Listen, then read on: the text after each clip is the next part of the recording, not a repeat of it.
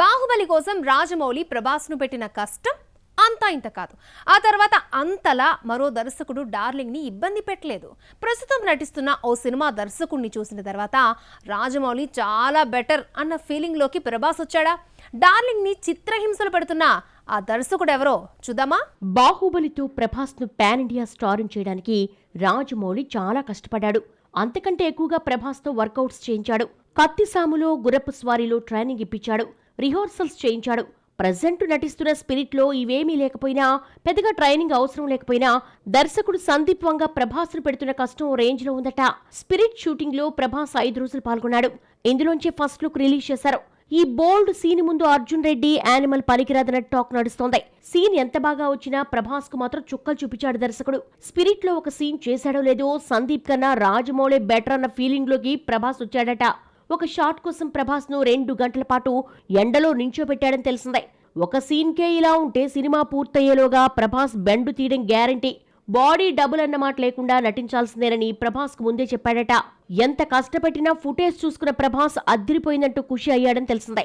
ఫిబ్రవరిలో 15 రోజుల షెడ్యూల్లో ప్రభాస్ పాల్గొంటాడు.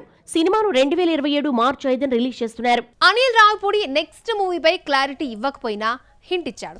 330 కోట్లు కలెక్ట్ చేసి 400 కోట్ల దిశగా దూసుకుపోతున్న మనశంకర వరప్రసాద్ తర్వాత అనిల్ ఏ హీరోను డైరెక్ట్ చేస్తాడు అన్న ఆసక్తి అందరిలోనే ఉంది. మీడియా చిట్చాట్లో డైరెక్ట్ చేయబోయే నెక్స్ట్ మూవీ గురించి అనిల్ ఏం చెప్పాడు? సంక్రాంతి సీజన్ ముగిసిన మనశంకర వరప్రసాద్ గారు హవా థియేటర్లో కొనసాగుతోంది. ఇప్పట్లో క్రేజీ మూవీస్ రిలీజ్ కు లేకపోవడంతో ఈ మెగా హిట్ కి ఇంకో 2 వారాల పాటు లాంగ్ రన్ ఉంటుందని ట్రేడ్ వర్గాలు అంచనా. అప్పటి వరకు అనిల్ ప్రమోషనల్ మాయాజాలం నడుస్తూనే ఉంటుంది. మీడియా మీటింగ్ లో అనిల్ నెక్స్ట్ మూవీ టాపిక్ రాగా స్టోరీ లైన్ మాత్రమే ఫిక్స్ ఉందని, జూన్ జూలైలో షూటింగ్ మొదలుపెట్టి వీలైతే 2027 సంక్రాంతికి వస్తామన్నాడు. అయితే హీరోగా ఎవరు నటించేది చెప్పలేదు. ఎవరు చేస్తే బాగుంటుంది, ఎవరెవరి డేట్స్ ఉంటాయో చూసుకోవాలన్నాడు అనిల్. మరోపక్క వెంకటేష్ రాణా కలిసి నటించే మల్టీ స్టారర్ను డైరెక్ట్ చేస్తాడన్న ప్రచారం నడుస్తోంది. వరుసగా 3వ సారి వెంకీని డైరెక్ట్ చేస్తే ఫ్రెష్నెస్ ఉండదన్న ఆలోచన కూడా అనిల్ టీంలో నడుస్తోంది. పవన్ కళ్యాణ్ తో సినిమా టాపిక్ రాగా ఆయనతో సినిమా చేయాలని ఉత్సాహంగా ఉన్నానని చెప్పుకొచ్చాడు. ఏపీ డిప్యూటీ సీఎంగా పవన్ బిజీగా ఉన్నారని, రెగ్యులర్గా సినిమాలు చేయడం లేదన్నారు. ఇప్పటి వరకు ఎలాంటి ఆలోచన లేదని, ఒకవేళ కాంబినేషన్ కుదిరితే సంతోషమే అన్నాడు అనిల్. బొద్దుగా ఉన్న వాళ్ళు సన్నబడితే అందులో ఒక అర్థం ఉంటుంది. అటు సన్నం కాదు, ఇటు లావు కాకుండా పర్ఫెక్ట్ గా వెయిట్, బాడీ లాంగ్వేజ్ తో ఉన్న హీరోయిన్ 0 ప్యాక్ మోజులో పడితే ఎలా ఉంటుంది? గుర్తుపట్టలేనంతగా మారిపోతుంది. ఫేస్లో కళ పోతుంది. ఇలా ఫేస్లో గ్లోను పూర్తిగా మిస్ చేసుకున్న ఆ స్టార్ హీరోయిన్ ఎవరో చూద్దాం. త్రిష ఇండస్ట్రీకి పరిచయమై 25 ఏళ్లు దాటింది. ప్రస్తుతం ఈ అమ్మడి ఏజ్ 42. 40+ లోనూ ఇప్పటి యంగ్ హీరోయిన్స్ కి తీసిపోకుండా త్రిష ఎంత అందంగా ఉంది. త్రిష గ్లామర్ పొన్నియిన్ సెల్వన్ కు చాలా ప్లస్ అయ్యింది. ఇంకో 10 ఏళ్లు ఈజీగా కెరియర్ ను సాగించేస్తుంది అన్న మాటలు వినిపించాయి. ఇవేవీ పట్టించుకోకుండా చేతులారా గ్లామర్ ను కరిగించేసింది త్రిష. హీరోయిన్ ఓ 10 ఏళ్ల పాటు కాదు 5 ఏళ్లు నిలబడితే గ్రేట్ అంటారు. కానీ త్రిష 20 ఏళ్లుగా వెండితెరపై స్టార్ గా వెలిగిపోవడమే కాదు, ఇప్పటికీ టాప్ చైర్ లో గట్టి పోటీ ఇస్తోంది. ఆల్రెడీ 2-3 సార్లు జత కట్టిన స్టార్ హీరోలు ఈ అమ్మడే కావాలంటున్నారు. ప్రస్తుతం విశ్వంభరలో చిరంజీవితో, కరుప్పులో సూర్యతో జత కడుతోంది త్రిష. ఇన్స్టా స్టోరీస్ లో పెట్టిన జిమ్ ఫోటోలతో త్రిష ఫ్యాన్స్ షాక్ అయ్యారు. ఈ మధ్య కాలంలో ఫోటోలు చూస్తుంటే సన్నబడుతోంది అనుకున్నారే గాని మరీ ఇలా పేషెంట్ లా తయారవుతుంది అనుకోలేదు. దుబాయ్ ట్రిప్ లో ఉన్న ఈ చెన్నై బ్యూటీ జిమ్ లో దిగిన ఫోటోలను షేర్ చేసింది. ఈ 0 సైజు బాడీకి మైనస్ మార్కులు ఇస్తూ ఒరిజినల్ ప్యాక్ త్రిషానే కావాలంటున్నారు నెటిజన్లు. దుబాయ్ హాలిడే ట్రిప్ లో ఉన్న త్రిష నయనను కలిసింది. ఈ సౌత్ పిన్స్ కలిసి దిగిన ఫోటోలు నెట్ లో ఆ మధ్య వైరల్ అయ్యాయి. ఈ ఇద్దరి కెరియర్ ఒకేసారి మొదలై స్టార్స్ గా ఎదిగారు. ఈ ఇద్దరు బద్ధ శత్రువులు అన్న ప్రచారానికి లేటెస్ట్ పిక్స్ తెరదించాయి. మరీ సన్నగా తయారైన త్రిష అందంలో నయనతో పోటీ పడలేకపోయింది. పొన్నియిన్ సెల్వన్ లో మిస్ వరల్డ్ ఐశ్వర్యరాయ్ను డామినేట్ చేసిన నయనతార ముందు తేలిపోయింది. సైజ్ 0 జోలికి వెళ్లకుండా ఉంటే గట్టి పోటీ ఇచ్చేది త్రిష. మార్చి 26న రావాల్సిన నాని ది పారడైజ్ ఎందుకు పోస్ట్ పోన్ అవుతుంది? 27న వస్తున్న రామ్ చరణ్ పెద్దీని చూసి నాని భయపడ్డా? అసలు పెద్ది మార్చి 27న రావడం లేదన్న టాక్ లో నిజమెంత? ఈ లెక్కన మార్చి 19న రావాల్సిన అడ్విశేష్ డెకాయిట్ అయినా వస్తుందా? ఏంటి కన్ఫ్యూజన్? చూద్దాం. కేజీఎఫ్ 2 తర్వాత 3 ఏళ్లు గ్యాప్ తీసుకుని యష్ నటిస్తున్న టాక్సిక్ మార్చి 19న రిలీజ్ అవుతోంది. అయితే అదే రోజు 2025 చివర్లో బాలీవుడ్ ను ఊపేసిన ధురంధర్ సీక్వెల్ వస్తోంది. నేను సైతం అంటూ మరొక పాన్ ఇండియా మూవీ డెకాయిట్ ఇదే రోజు ముహూర్తం ఫిక్స్ చేసుకుంది. ఇదంతా ఒక ఎత్తు అయితే వారం గ్యాప్ తర్వాత మార్చి 26న రావాల్సిన పారడైజ్ 27న విడుదల కానున్న పెద్ది కూడా పోస్ట్ పోన్ అవుతాయి అన్న వార్తలు ఫ్యాన్స్ ని కన్ఫ్యూజ్ చేస్తున్నాయి. ధురంధర్ వరల్డ్ వైడ్ 1300 కోట్ల గ్రాస్ తీసుకొచ్చింది. ఇంతటి బ్లాక్ బాస్టర్ కు సీక్వెల్ అంటే క్రేజ్ మామూలుగా ఉండదు.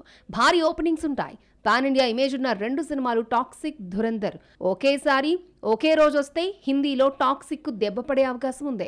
ధురంధర్ మానియా నుంచి బాలీవుడ్ ఇప్పట్లో బయటపడదు. కేజీఎఫ్ 2 రిలీజ్ అయి 4 ఏళ్లు కావడంతో యష్ హవా తగ్గింది. ధురంధర్ 2ని సౌత్ లాంగ్వేజ్ లో డబ్ చేసి రిలీజ్ చేస్తున్నారు. ధురంధర్ 2 వస్తున్నా టాక్సిక్ టీం మాత్రం తగ్గేదే లేదని మార్చి 19నే వస్తామంటూ 1కి 10 సార్లు చెబుతున్నారు. టాక్సిక్ పాన్ ఇండియాగా రిలీజ్ అవుతుంటే డెకాయిట్ తెలుగు, హిందీలో విడుదలవుతోంది. సినిమాటోగ్రఫర్ షానియల్ డియో డైరెక్షన్ లో క్రైమ్ థ్రిల్లర్ గా రూపొందుతున్న డెకాయిట్ ని అన్నపూర్ణ స్టూడియోస్ నిర్మిస్తోంది. మేజర్ తెలుగుతో పాటు హిందీలో సక్సెస్ కావడంతో ఈ క్రేజ్ ని యూజ్ చేసుకుంటూ డెకాయిట్ ని కూడా హిందీలో రిలీజ్ చేస్తున్నారు. మరి ధురంధర్ 2 క్రేజ్ ని, టాక్సిక్ హవాను డెకాయిట్ తట్టుకుని నిలబడుతుందా అన్న డౌట్ కు రిలీజ్ వాయిదానే ఆన్సర్ గా కనిపిస్తోంది. ధురంధర్ 2 ఎఫెక్ట్ టాక్సిక్, డెకాయిట్ పైనే కాదు, మార్చి 26న రిలీజ్ అవుతున్న నాని ది పారడైజ్, 27న రామ్ చరణ్ పెద్ది పైన కూడా పడిందా? ధురంధర్ 2 మార్చి 19న రాకపోయినా నాని, రామ్ చరణ్ సినిమాలు పోస్ట్ పోన్ అవుతాయా? చూద్దాం. RRR తో గ్లోబల్ స్టార్ అనిపించుకున్న రామ్ చరణ్ గేమ్ చేంజర్ తో లక్ టెస్ట్ చేసుకుంటే బెడ్స్ కొట్టింది. అయితే పెద్ది హిందీ ఆడియన్స్ ని ఇంప్రెస్ చేస్తుందన్న కాన్ఫిడెన్స్ తో ఉన్నారు మేకర్స్. మార్చి 19న వస్తున్న ధురంధర్ 2కి హిట్ టాక్ వస్తే పెద్ది అంతకు మించిన సూపర్ హిట్ టాక్ తెచ్చుకోవాలి. ధురంధర్ ముందు పాజిటివ్ టాక్ వచ్చిన హిందీ సినిమాలు క్రేజీ హాలీవుడ్ మూవీ అవతార్ 3 కొట్టుకుపోయాయి. ధురంధర్ 2కి మరొకసారి హిట్ టాక్ వస్తే పెద్ది పరిస్థితి ఏంటి అన్న డౌట్ మేకర్స్ లో లేకపోలేదు.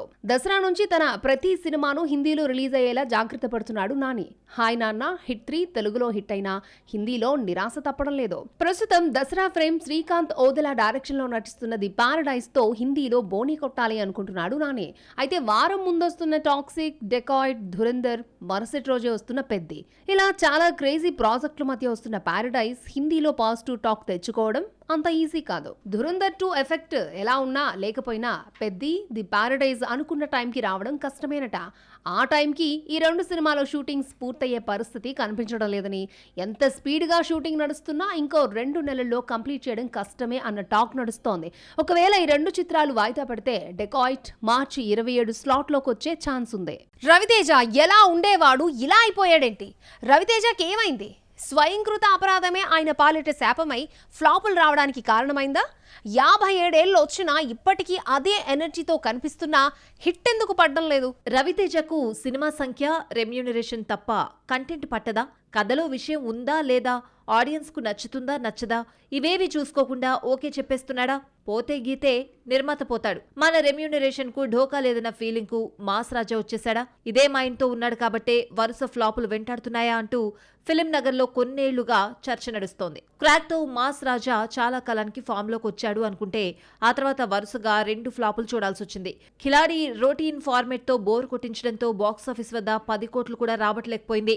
కిలాడి తర్వాత రామారావు ఆన్ డ్యూటీ రవితేజకు మరో షాక్ ఇచ్చింది. కిలాడి 9 కోట్లు తీసుకొస్తే రామారావు 5 కోట్లు కూడా రాబట్టలేకపోయాడు. మిస్టర్ బచ్చన్, మాస్ జాతర కూడా ఇదే దారిలో నడిచాయి. 6 ఏళ్ల క్రితం వరకు రవితేజకు మినిమం గ్యారంటీ హీరో అన్న పేరుండేది. ఇప్పుడు ఆ ముద్రను చెరిపేసుకున్నాడు. కథ గురించి పట్టించుకోకుండా సినిమాల మీద సినిమాలు చేసేయడం ఒక్కటే ధ్యేయంగా ఉన్నాడు.